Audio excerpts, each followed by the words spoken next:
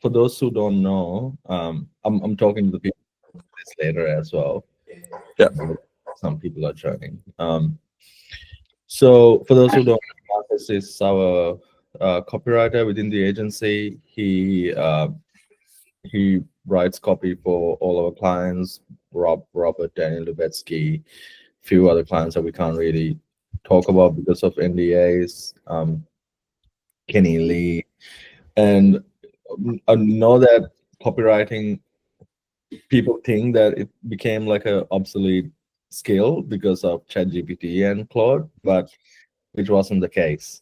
I don't think that was the case at all, because the programs just made Marcus side of things easier to, like, like write things, but then like that restructuring, understanding how to position things, Yeah.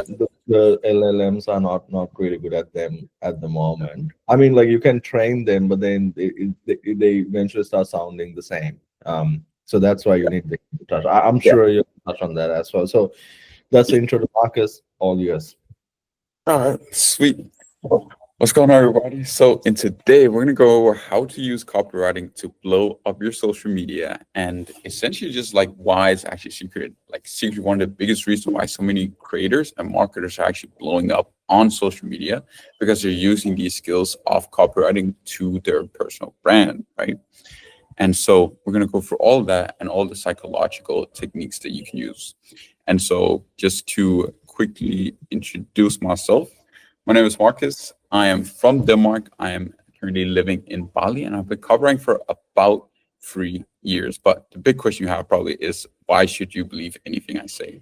Well, the main reason is that I've spent over $10,000 on mentorship and education on copywriting, right? And I've been mentored by Ty Lopez and Jason Capital's copywriters. So the guy you see here on screen, the Here My Garage guy, if you know him, essentially he's one of the biggest in the space. And so essentially I've just used those skills all throughout those 3 years, and I've basically become one of the like top copywriters in Denmark for personal brands. And so essentially I also work with the Didos Club, where I work with some names you know right here, like Jane Liu, Daniel Lubetsky, and other people we obviously just can't name, right?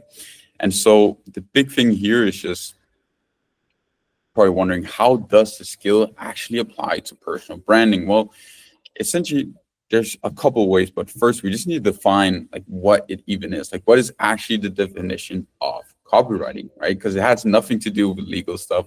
Some people think it's like copyright, but it's nothing. It can be further from that, essentially. So essentially the official definition is persuasive writing designed to motivate readers to take a desired action, right? And so if you think about this from advertising, it's essentially about showing an ad and then trying to get someone to buy. And so applying that to personal branding is really just about, how can we show a piece of content and get people to like it, like us, and in a way that is way easier. Because if you're doing advertisement, people don't like you, right? They know you're trying to sell, but if you're coming to personal branding and content, you have that frame of like, okay, this is just someone trying to help. So it makes things super, super powerful.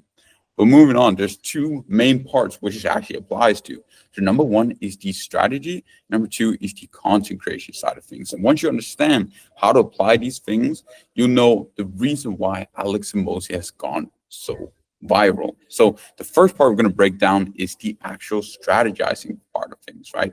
How do you strategize your content like a marketer? And so the main thing, the biggest mistake I see people make when it comes to initially building your personal brand, is that they will hop into just like an ocean full of infested sharks. So we see a lot of people that go into, a big niche like general branding, and start to try and compete with billionaires and trillionaires. But the people who are actually having the most success right now are the people who are going for an audience that isn't as competitive, and they know they can help better than anyone else. And that part is about just understanding your audience, understanding your target audience. And when it comes to copywriting, this is the first thing you ever do before you write a single word on the keyboard, is that you want to understand not just who you're writing to, but who these people are. What are they thinking? What are they writing in their diary before they go to sleep, right? Because if you can get that deep, then you can help them better than anyone else, because you can speak directly to them. You can give specific advice that isn't just generic. And so the big question is just like, how do you actually kind of find your target audience? Well, first you got to decide where you are on this graph right here. So when it comes to like creators, there's a couple of different people, right? So there's people who are like money focused. They're looking to get a direct like ROI, and this is a spectrum, right? Then there's people who are, more entertainment focused. This is people who are just purely focused on actually getting views, right? This is your Mr. Beast. They're purely trying to entertain. And then there's like the people kind of in the middle here who aren't just trying to entertain, but they're still trying to become an authority. And for most of you watching, you're probably going to be on the left-hand side, right? So you want to become an authority in your niche and just get more opportunities. And some of you guys are going to be focused on the ROI side of things, right? So starting off with the ROI people, right? The person you usually need to be speaking to is, well, of course, your customer, right? Because you are looking to attract that person, because that is the person who's long-term is going to be able to pay you, right? And so here is really just where you want to research that person like a marketer. You want to go really, really in depth and understand the pains and desires. And the way I personally do this is that I go to like Reddit forums, I go to, like testimonials, interviews, YouTube comments, just to look what are the problems this target audience is actually dealing with. And so once I understand that, it gives me a completely different frame compared to just guessing, and it makes the things I say way more specific. It feels like I've taken a thought out of their brain and made it into a piece of media. And so keep that strategy in mind, because we're going to get into how it applies to the content later. And besides that, there's the authority focused person. So this is really just someone looking to build views as an authority, right? So not just doing whatever Mr. Beast content. And so the frame we like to approach from here is actually, for most people where this does super well, it's just speaking to your younger self, right? And the reason why this is so powerful is to be speaking to your younger self, and just someone who is, where you were when you started, is that you understand every single one of their pain points because you've literally been there. And so the specificity of the advice you're able to give is just on such another level compared to anyone else, and even somebody who's researched it, because they haven't been in those shoes, right? And so the more accurate you can describe and the more specific your advice is, the more valuable it actually is, right? So yeah, this is what we do. We also recently did this for Joyce Wong, where we really went in and just made her content a lot more specific, right? So before we we're doing a lot of general business, kind of advice, mindset advice kind of things, but we essentially took that same advice, but put it under the frame of like, this is specifically for Asian moms who are entrepreneurial. And so if you think about this on the frame of you're scrolling on your feed and you're seeing a post that says, if you're an Asian mom who's an entrepreneur, then you are going to stop, because you're starting to see content that feels like it's made for you. And that would be the same for me. Let's say I started scrolling and I saw a post like, if you're a mixed male and you're 21 years old and you're living in Bali, then you need to watch that video. I'm going to stop, because I'm like, how in the world was this so specifically? It has to be something actually tailored and valuable to me. And so you essentially want to tap into the same effect in your content, right? And this is the same thing Alex Samosi did when he started scaling his own personal brand. He wasn't speaking about general business at first. He was talking about gyms for like multiple years, just talking about how to grow a gym better. And then once he had actually gotten authority in that niche, then he started to brand out and scale out. And like once he obviously sold his company, so people saw him as an authority. And right, so you just want to get into a position where people see you as an authority and genuinely look up to you. So besides that, really, it just is about tapping into that unfair advantage. So as to Joy's example earlier, if she's an Asian mom, she's been in those shoes herself, and Alex Samosi can't talk about that. He can't talk to what it's like being an Asian mom. And besides that, when they see someone on screen who looks like them, it also just gives an extra boost, right? We like people that we look like. It's a weird human psychology thing, but I think if you all think about it, there's a lot of people we watch, and man, a lot of them kind of look like us. I've noticed that personally, at least, especially with some of our mentors and stuff. So it's pretty interesting like that. So really tap into that. Use all your advantages because this is a shark infested ocean. So yeah, and besides that, really when you're just then starting to use that strategy, is that you want to call out your audience, right? And so you want to make it known that this is for you. This is super, super important because then you're just leveraging that effect you've created by making content for that person in mind. So now you've kind of got your customer profile down, right? So if you're doing, a course on how to run Facebook ads and you want to make, content about making Facebook ads. If you're somebody who's just trying to, build up an authority, you want to create content about, your own path and the advice you'd like to give to your younger self. So the big thing is just how do we apply that to the second part of where copywriting comes in? Well, that is the content creation side of things. And so there's a lot of things here where it's just, it's going to be so powerful because this is when we start to leverage what we call, the actual psychological effects and triggers that we use to get people to buy. And it's going to be a lot easier here because we're just getting people to watch. That essentially is the goal. They don't have to buy. And so these effects start becoming insanely powerful. And so the first principle that you're going to want to use, and based off the knowledge that you now have of understanding who you're speaking to, is the what's in it for me. I start with the most important point here because this is so important. Whenever someone actually starts to watch your content and it pops up on their feed, the first question they have in mind is, what's in it for me? It's all they think about. If you don't answer this question, you don't have a chance. Because people actually, this is the truth, right? Is that they don't really care about you. They care about how can what you say help them. So you need to tell people how it can help them, right? So you don't need to let them make the conclusion themselves. Tell them. And this is kind of like the marketing angle of things, is you need to sell your content, right? Because it's such a competitive space. So you need to let people know why it's actually valuable. And so that can really, if let's say you're doing a book, it really just look like here's how I made $1 million, and it was using this strategy that I'm going to show you, right? So I'm going to make a lot of examples in this kind of presentation. A lot of them are just going to be general, here's how I made $1 million, but you can obviously apply that to whatever niche you're in. But essentially, right, so it could be here's how I made $1 million. Obviously, there's a lot more to it, but you just want to let people know that there's a benefit and it's going to give them value on the other side of giving their time, right? So the what's in it for me, always use it. You're always selling yourself and your content. You're always selling. So the next part of that is one of the most powerful strategies that, once you start using it, is pretty crazy, because this is where, you're really starting to leverage a powerful effect that humans are just insanely curious, right? Curiosity killed the cat.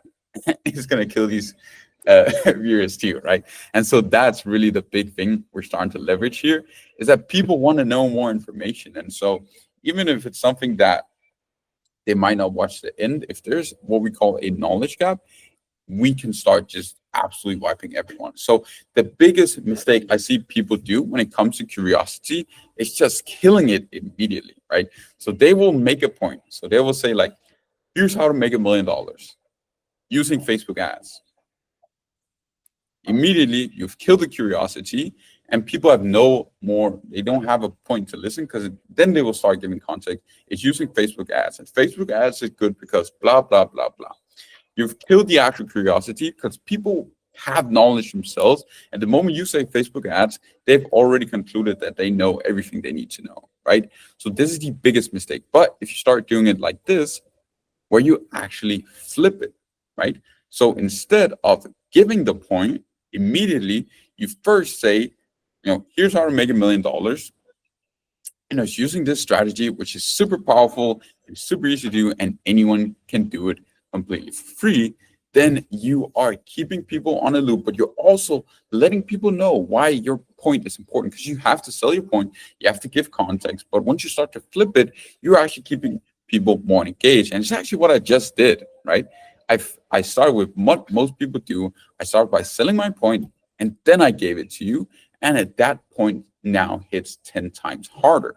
So if you start implying this to all your scripts, then it becomes super, super powerful, right? And so besides that, then the question is, okay, so now I've said, okay, here's how to make $1 million using this super powerful method called, and it's super easy to do. And then I say Facebook ads, right? Okay, well, now there's no more curiosity because I've just told you what the value I'm about to give is. And so essentially, here's where we want to do the payoff structure. Because the moment I've said Facebook ads, they've lost curiosity. So what do I want to do? Well, I want to open another loop. I want to open another loop. So it's not like, okay, run Facebook ads, right? This is the way to do it, is you run Facebook ads. But then you say something like, most people actually do it wrong, even if they think they do it right. Boom, you just opened another open loop by letting people know that they're still missing information. And so essentially, you just want to keep this loop actually going in like a build-up payoff structure. So your videos sort of running like, almost like this. I can't actually show that now. Wait, hold on. Okay, that didn't work. Anyways, but yeah, essentially, you just want to always be kind of building up, more attention and interest and curiosity. And this can take the same script that was kind of boring before and turn it like into this really interesting kind of viral video, right? Because retention is everything. The longer someone watches your reel or piece of content, the more likely the algorithm is to recommend it. So you just want to leverage that effect as much as humanly possible. You want to abuse it essentially, right? So Actually, to add a little bit there, you actually see those in the retention curve. You see that people, when you keep on doing these loops, you see that people come back and watch just that part. They just keep the a hook or the story, and they would just come and just look at the payoffs as well. So you can see that what you just said in the retention curve itself. Exactly. It's just what the data shows. And yeah, it's when you start using it, it really changes everything for sure. So besides that, there's some other techniques on how to actually prolong this open loop, right? So these are a little bit more nerdy, but they are super, super powerful and actually kind of fun to use. Once you start understanding copywriting at this kind of psychological level, it really just feels like you're putting together Lego. So one of the main things I like to use is what's called the unique mechanism, right? And so that can essentially just be, saying something that people don't know what is intentionally. So in the other example, right, I said, here's how to make $1 million is using Facebook ads. Well, if I instead say, here's how to make $1 million is using the invisible funnel, then people are like, okay, there's still an open loop because they don't really know what this is. So you can continue giving context while having people curious. And I personally use this all the time, right? And so this is a super powerful way to do it. So just give it some kind of name, or it could even just be if you're introducing a concept that is known to some people, but maybe not to your audience yet, right? So you're still explaining this, and it's super, super powerful. You watch a lot of science channels on YouTube. This is why a lot of them are so popular. There's people like Vsauce who are super viral, and he can introduce a concept, but people don't know about physics. So he can introduce it and just continue talking about it for as long as he wants, right? Because he's essentially explaining it from the bottom up. Cool. The next one is the not statements. So this one I love. It's a super cheeky one, but this one is actually like, so how to become a millionaire in 2025, right? So it's not about building a business. It's not from a job, and it's not from investing. So here we're keeping people on a loop by first, we kept the loop open, but we also tell them it's not what you think. And because this is the biggest thing about the actual open loop and payoff is that when you say how to become a millionaire, it's using Facebook ads. People already write it off and believe that I know what it is. But if you're specifically saying, hey, it's not these three things, and if you've done your research right, you'll tell them it's things that you know that they think of, then they're like, hooked. Okay, well, if it's not any of the things I think of, it has to be something new and valuable. Cheeky strategy as well. Love this one. Cool. So the second part of this is when you're actually creating your content, is that obviously you can use a lot of these psychological tricks and they help a lot.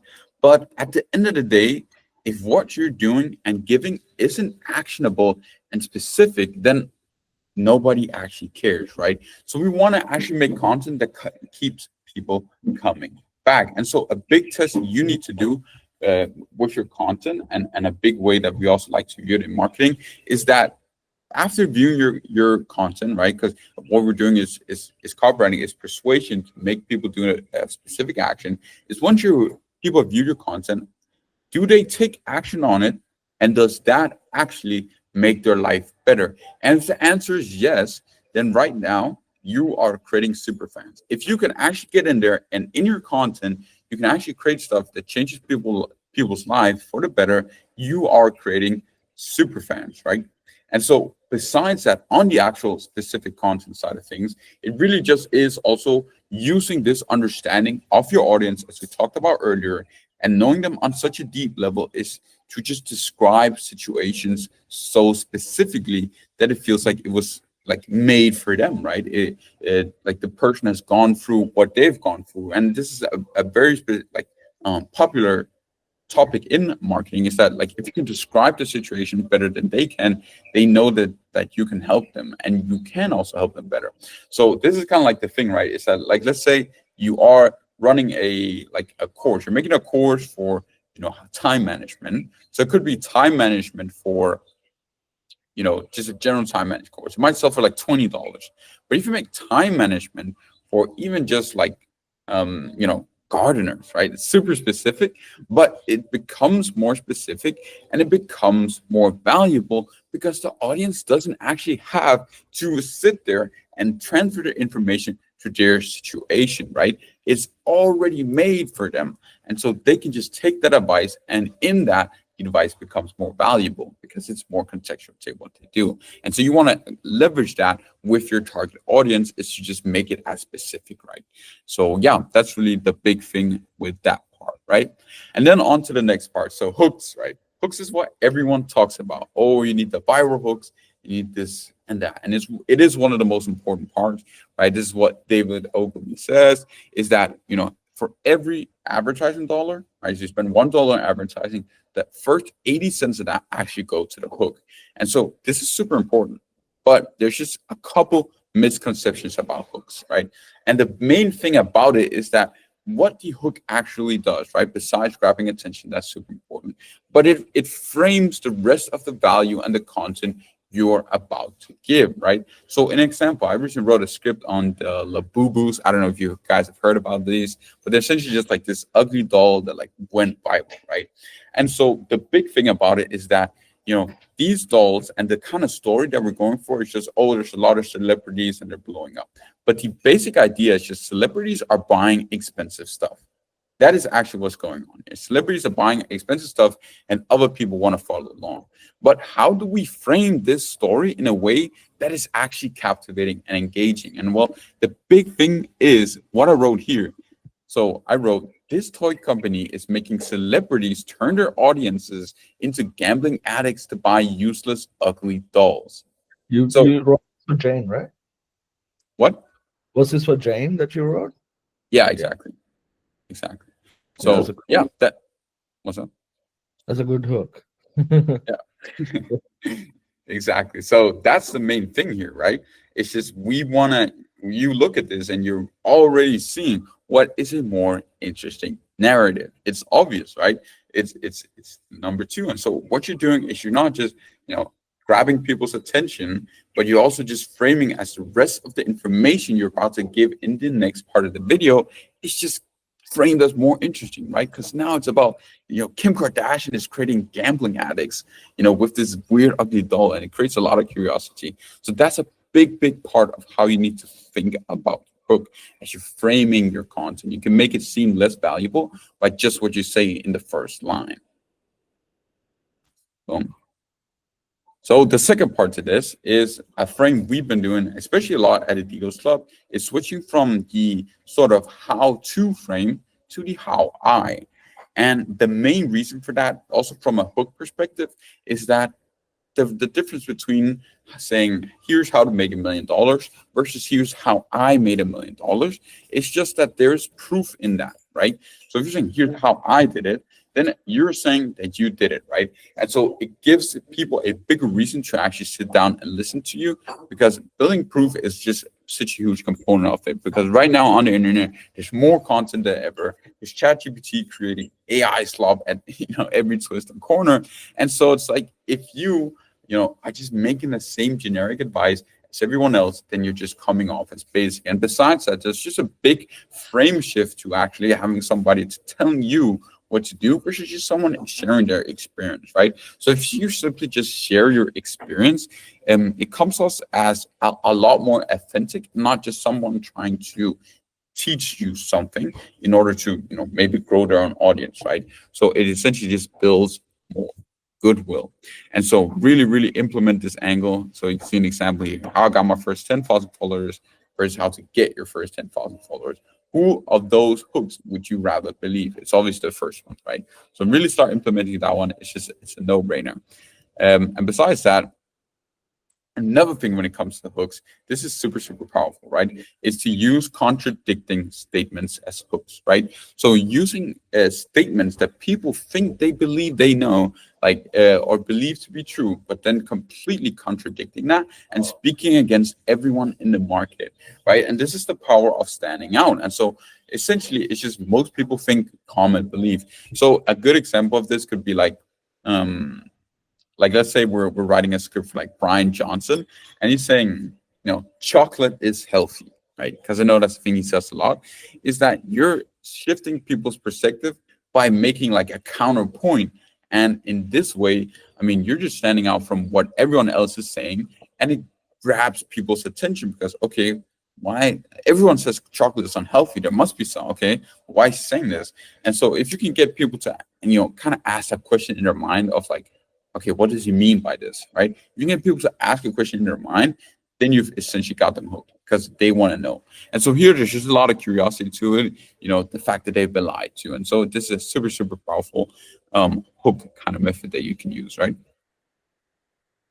So besides that, the kind of key takeaways from this at this point, we're not done yet. But essentially, it just is that, once you're really building up your content, is that you want to start from an actual top-down strategy, right? So a lot of people, they just pull out their camera and they don't have like a top of the line strategy, and so it just makes their content not hit, right?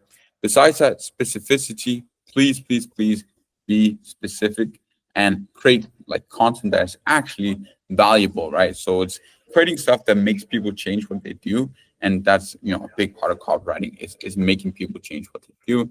And number 4 is just always, always, always sell. Please sell yourself. Sell why your video is good. Sell why they should watch the video. Sell them why they should listen to the next point and the next point. You always have to sell yourself because people just don't know you, right? And so those are the big main things. And so putting it all together, if you're watching this, then what should you actually do with the knowledge I've just given you? Well, the first thing I mentioned to do is just to define your customer profile. Understand who is it that you're actually speaking to. Are you somebody who is trying to sell? Then make sure that is your customers. Are you somebody who's just trying to build 40? Then make sure that you're maybe speaking to your younger self, or maybe you're going for a slightly different option there. But the main thing is just defining it. And then if you are, for example, selling, then research them, right? So what I personally do is I go to YouTube comments, I watch testimonials for competitors' products, and I just take those pain points that people say and turn them into content, because this is going to be more specific than what you guess. Like we all feel like we know, we know about people and we know all what people are thinking, but there's so much you're missing out on by not doing the research. And then part 2 of that is, once you've defined your customer profile, is then to actually just go out there and create a piece of content based off this target avatar, right? And so that really just is super simple. Just sit down, write, have that person in mind, maybe even give them a name. That's what I like to do. So I usually structure like, let me see. I actually have a document here. I was thinking I could just quickly show kind of how, my process is. But, when I do like this research, I bottle it up in pains and desires. And then whenever somebody mentions a pain, who's your customer, you go to Reddit, dimension and pain. Then I write it down here, and that's essentially like a content piece, right? And so the big thing here is that now you've got your kind of person in mind, and you just want to start writing to them. So once you start writing, there's a couple things you want to define. And so what my process usually is, so let's say right now I'm writing a script for Brian Johnson, right? If you all know who Brian Johnson is, the guy who's trying to live forever. Looks like the billionaire behind Venmo, everything like that. So he looks like this, right? And so just to quickly define his target audience, it would be people who are like into health, right? So it's people who are into health, potentially his younger self, right? He was, unhealthy at one point. And so we are communicating to people who want to get healthier. So we can speak into that, right? So we can start, now we already have a difference. We can start using hooks like, here's how to get healthier, or here's how I'm getting healthier in a way to live forever. So yeah, besides that, when we're really making a script here, just one really important thing is that we want to start off with a big idea here. So really just, I'm just going to be walking you through like my script writing process, essentially step by step. So essentially the big idea here is, what is the value? What is the message you're trying to convey? A lot of people, when I see they're making content, is that they don't really define what are we trying to give the viewer. They don't define it, and so their script just kind of becomes all over the place. But let's say we approach this from the frame with Brian Johnson. We're making a piece of content for his younger self, which is why chocolate is actually healthy here. So this is what I mentioned earlier about using contradicting statements to grab attention. So this is a super powerful hook. So why chocolate is healthy. So here, of course, you just want to start off with the hook. So here I would like to leverage actual personal experience. So it's like, I ate 2,479 pieces of chocolate in the last year, and I'm healthier than ever. Right? So in this example, right, we're leveraging two things: the contradicting statement and the personal experience. And so it's super, super powerful. This is a powerful hook here. And then besides that, I've written one hook. So the way I usually do it is I actually write like multiple. I usually write around 3 hooks per script, because it's just like, it's such an important part, as you mentioned, is worth like 80% of the time should actually go into this hook. So I usually write like 3 different hooks, right? Because it's so important. And then it's like, the chocolate, the sugar, the health industry has lied. Chocolate is healthy. So here we essentially just got that down, and then essentially we've got an open loop, and then we just want to start, explaining away. So it's healthy, or like, when I was unhealthy, I was missing flavanols, which sounds like because I listened to a podcast of him not too long ago, and he's talking about it has all these flavanols that are super healthy. I was missing flavanols, which chocolate has. So start eating it. But so here what we're doing is we're opening another loop. But it's not all kinds of chocolate. So yeah, sorry about the grammar right now. We're writing real quick. But essentially what you can see here is talk about the principles we're using. So now it's just, okay, it's not just about like actually, writing the script. It's about opening another loop. And that's what we're doing here. It's not all kind of content. So you can give away some points and then just open up another loop. It's not all kinds of content. Chocolate. You need XXXX, right? So you need healthy dark chocolate, whatever, right? And so then you essentially just want to keep that kind of point loop going until the video or the script actually ends, right? And so that's kind of like the basic process. And then you want to keep going back, refining it. I like to read out my scripts out loud, because you're actually going to be reading out if you're making content. So I really think that was about it. Those are like the main points I had. So I don't know if there are any more questions to sort of run through.